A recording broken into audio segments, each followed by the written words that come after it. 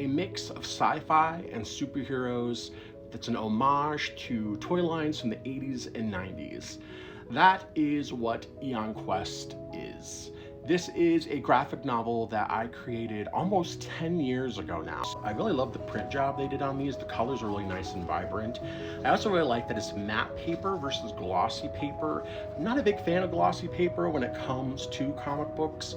I think it actually makes it harder to appreciate the detail in the artwork. I did not do the art on this, I just wrote this one. I did all the character designs and character creation as well, but I worked with a studio and they got some fantastic artists. Eder Messias was one of them. Zid, who went on to do things like Godzilla, did this amazing cover. You can see it has the entire cast, and then on the back is what would have been a different cover if this had originally been published the way I'd intended, and I'll talk about that in a second.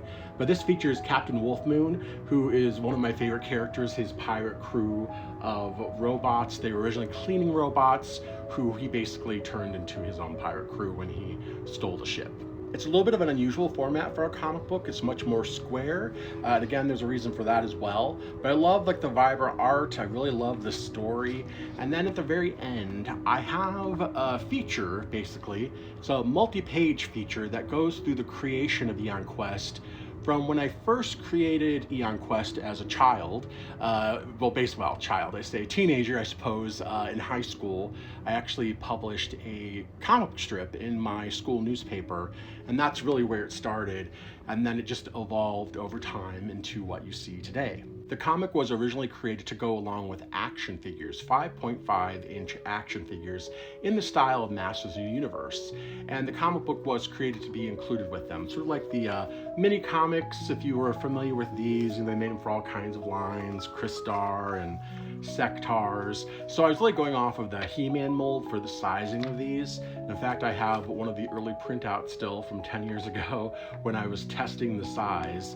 So that's why this format's a little bit different, but I really enjoy the way it ended up in this format, especially seeing it in color and just really a larger sort of page size. I think it turned out really cool. Inside back, you can actually see the original back of what these mini comics were going to be, and it shows off the prototypes of the action figures that I had made in China. So the Kickstarter sadly was not successful, which was a big bummer because I invested a lot of money into it to try to get going, between creating the comic book and doing the 3D sculpts and then actually working with China to get, you know, these actual physical prototypes. It wasn't cheap. At the end of the day, I got this great graphic novel out of it. This was available digitally for a very long time. I only just recently, in the last 2 years, was able to make it available in print. That is Eon Quest. Definitely check it out. It's the 10th anniversary this year of it.